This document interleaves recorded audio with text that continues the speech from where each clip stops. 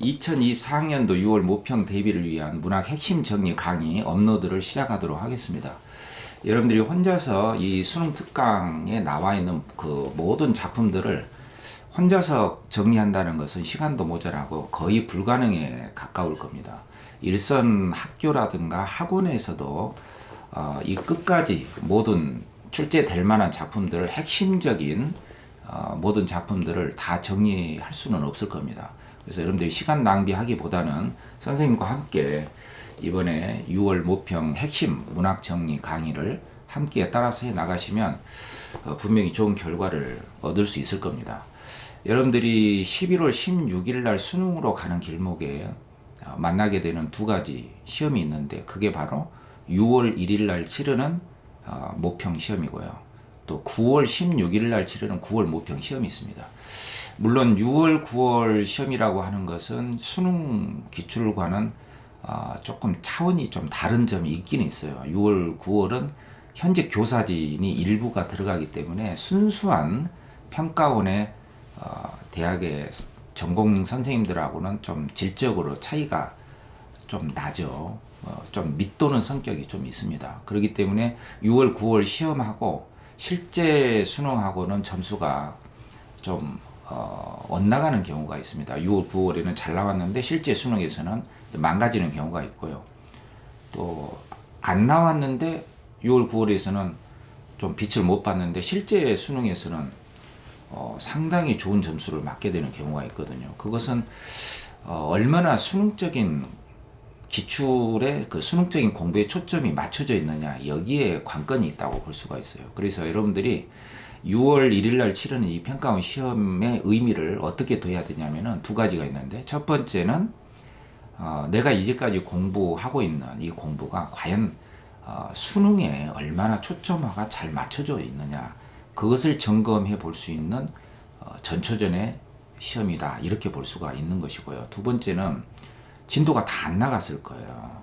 그렇지만 그동안에 공부했던 것들을 충실하게 얼마나 내가 잘 정리를 해내고 있는가 그것을 측정할 수가 있고 이러한 측정의 기회를 통해서 9월 평가원하고 실제 수능에서 얼마나 점수를 잘 확보해 낼 수 있겠는가라고 하는 나의 현재 상태를 잘 점검해 볼 수 있는 기회이면서 또한 나의 어떠한 가능성을 점쳐볼 수 있는 굉장히 중요한 시험입니다.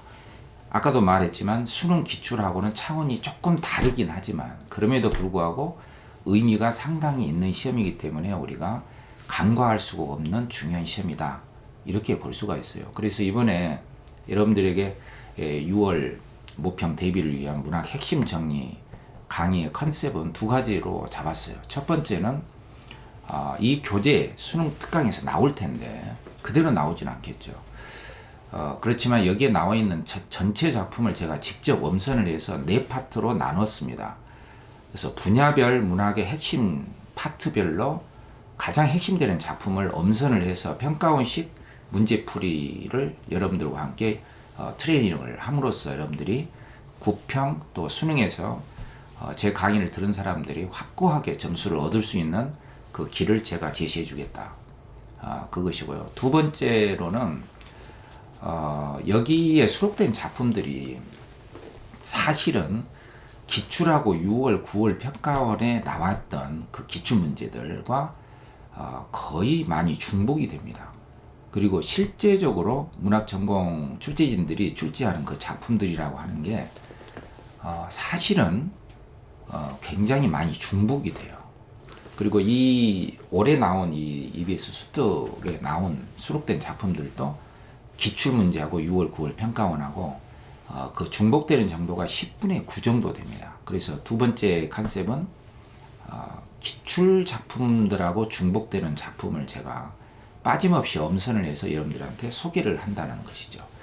그렇게 함으로써 6월 평가원의 제 강의와 함께 문학을 공부했던 학생들은 틀림없이 내신은 물론이고 수능에서도 굉장히 돌아가지 않고 직코스로 가는 수능 문학 공부의 그 길을 제시해 주겠다라고 하는 컨셉을 가지고 있습니다. 여러분들이 이 평가원 시험을 어떻게 생각하고 있는지는 잘 모르겠지만 문학에서의 평가원 출제의 그 틀은 크게 두 개입니다. 첫 번째는 출제의 타당도가 굉장히 높다는 거예요. 타당도라는 것은 이 문제를 왜 출제했는가라고 하는 점이에요. 그래서 문학의 경우는 당연히 문학사적으로 문학의 역사에서 가장 중요한 그 작품들을 엄선하는 것이 원칙이에요. 그렇기 때문에 안 나왔기 때문에 출제를 한다. 이것은 말도 안 되는 것입니다. 물론 이제 6평, 9평에서는 뭐 공방전이라든가 이런 가전체 같은 거, 또 막 설화 이런 것도 가끔씩 나와요. 그렇지만 수능에는 안 나옵니다. 그래서 여러분들이 6월 9평을 대비할 때는 이런 점들을 잘 감안해서 제가 나올 만한 것들, 그리고 이미 나왔던 기출문제들을 동반해서 제공을 해줄 겁니다. 그래서 출제 타당도라는 관점에서 문학 전공 선생님들이, 문학 전공 출제진 선생님들이 가장 중요하게 생각하는 작품들을 제가 먼저 소개를 하겠다. 공부에는 순서가 있어야 되잖아요. 그래서 핵심적인 작품들을 제가 정리를 해 나가야 된다는 그 관점을 소개를 하는 것이고요. 이게 이제 출제의 타당도입니다. 그 두 번째는 평가원 출제에 있어서 가장 중요한 점 중에 하나가 신뢰도예요. 타당도 다음에 신뢰도인데, 신뢰도라고 하는 것은 이 수험생들이 얼마나 평가원에서 출제한 문제들에 대해서 정답을 얼마나 맞힐 수 있느냐. 말하자면 난이도에 있어서 어떤 문제는 뭐 3%나 5%밖에 못 맞췄다라고 하면은 그 문제의 신뢰도는 너무 희박한 겁니다. 그래서 내신이나 사설 시험에서는 어떤 답의 논리, 이것이 정답이 되는 논리를 굉장히 그 논리가 희박한 경우가 있어요. 그래서 애매모호한 경우도 있습니다. 문학 같은 경우는 어떤 주관적인 느낌에 의존한다거나, 특히 가장 그 위험한 게 모든 답의 근거를 출제자의 의도로 돌려버리는 그런 그 순환 논법의 오류를 많이 보이고 있습니다. 물론 이제 학교 선생님들을 제가 또 내신이라든가 사설시를 너무 폄하하는 것은 아니지만, 폄하할 수밖에 없는 출제의 그 신뢰도라든가 타당도에서 심각한 오류를 드러내고 있는 경우가 많기 때문에 어쩔 수 없이 우리가 지적해야 되는 부분이거든요. EBS 문제 또한 그렇습니다. 여기 나와 있는 문제들은 평가원 문제가 아니에요. 그래서 여러분들이 여기에 나와 있는 문제로 연습을 한 것이 전부였다면 반드시 6평, 그리고 실제로 수능 기출에 나왔던 그 문제의 논리, 출제의 답이 되는 그 경로, 그 논리의 틀을 반드시 익혀야 됩니다. 그래서 평가원에서 출제하는 두 가지 원칙, 출제의 타당도와 이것이 왜 출제가 됐느냐, 그것에 대한 확실한 답을 주는 문제, 이게 타당도예요. 그래서 문학사적으로 중요하고 또 미학적으로도 짜임새가 있는 작품이야 이 나오거든요. 그런 것이지 출제가 안 됐다고 그래서 출제 안 된 작품만을 중점적으로 먼저 공부한다는 것은 출제의 타당도에서 어긋난 겁니다. 중요한 작품이라는 것은 나왔어도 또 내는 것이고요. 또 출제의 가장 큰 포인트는 새롭고도 낯선 장면을 굉장히 논리적으로 출제한다는 원칙이 있어요. 그래서 창성감의록이라든가 이번에 여기 나온 작품이 있죠. 숙향전이라든가 이러한 장편에 가까운 작품들은 여러분들이 공부를 했어도 뭐 낯선 장면이 얼마든지 있거든요. 그리고 이 작품을 출제를 했어도 할 말이 있는 거예요. 왜 냈느냐?